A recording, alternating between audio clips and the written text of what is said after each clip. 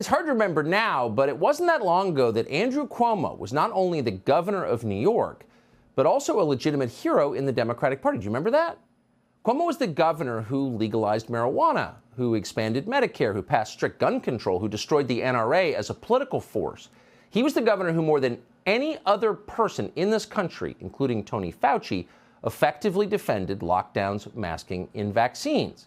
In fact, in the fall of 2020, Cuomo won an Emmy Award for his daily COVID briefings. He was an actual celebrity. He seemed like a future president, and everybody said so. But within weeks of getting that Emmy, it began to fall apart. A number of women came forward to claim that Cuomo had once said impolite things in their presence. By the standards of Andrew Cuomo's many scandals in office, it seemed like nothing. But for reasons they never explained, Democratic leaders of his party in Washington, took this scandal very seriously. They described Cuomo's behavior as sexual harassment, and they called for his resignation. By summer, it had worked. He was out of office and irreparably disgraced. The people who hand out Emmys even took back their award and scrubbed Andrew Cuomo's name from their website. Andrew Cuomo was too immoral to share space with Hollywood actors, and that's pretty immoral. What exactly did Andrew Cuomo do wrong? He outlived his usefulness to the party. That's what he did. He stayed too long. Cuomo was in his 60s. He was white. He was male. He was someone whose demographic profile represented the Democratic Party of the past, not of the future. He talked like a mafia don negotiating garbage contracts. He was a little embarrassing. Because of that, his own people iced him, and they replaced him with someone who looked the part. No one cried when Andrew Cuomo resigned. They just moved on.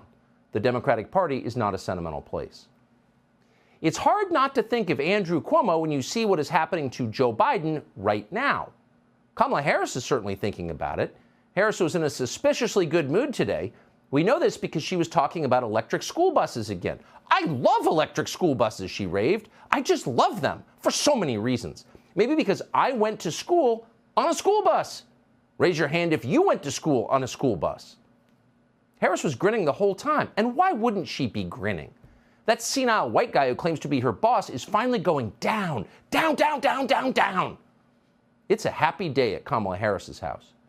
But it's not a happy day at Casa Biden. In fact, this is pretty clearly the beginning of the end for Joe Biden. We can't prove that. The future is unknowable. But holy smokes, it does not look good. And it doesn't look good in a very recognizable way. Somewhere in his basement rec room, drinking a Courvoisier on ice, Andrew Cuomo is chuckling to himself. He's seen this movie before. Joe Biden's own aides keep finding stacks of felonies he's left around the place, in his office, in his car. And instead of throwing this evidence in the fireplace, as under normal circumstances they would, they're sending these documents on to the Justice Department. That's not a good sign. Meanwhile, Biden's Attorney General, the most unscrupulous, unethical Attorney General this country has ever had, has somehow decided that actually, in order to maintain his unsullied record of nonpartisanship, he's going to have to pass these documents, these stacks of felonies, onto an independent counsel because that always works out well for a sitting president. And by the way, in this case, the independent counsel is a Republican. Good luck, Joe Biden. Happy 80th birthday. Here's Merrick Garland.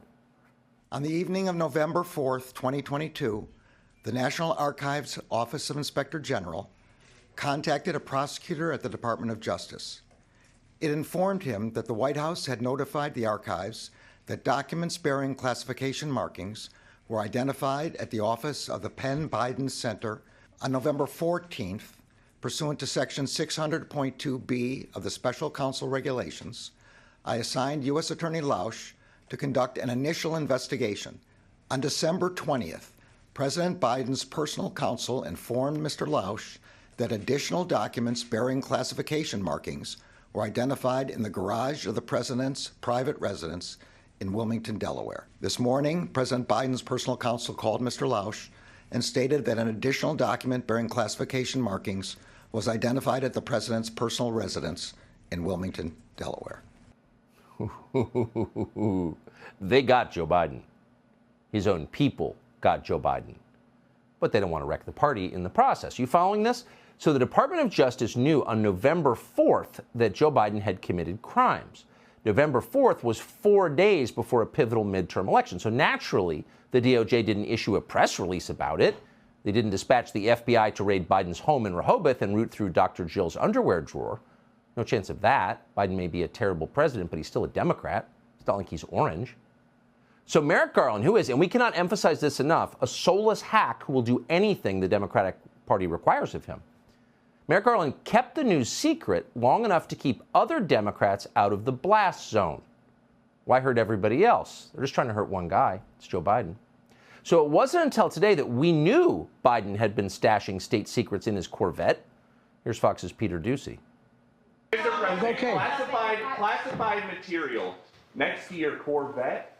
What were you thinking?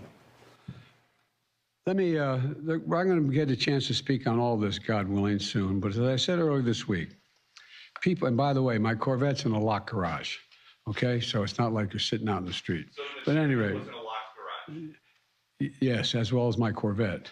But as I said earlier this week, people know I take classified documents and classified material seriously. I also said we're cooperating fully and completely with the Justice Department's review.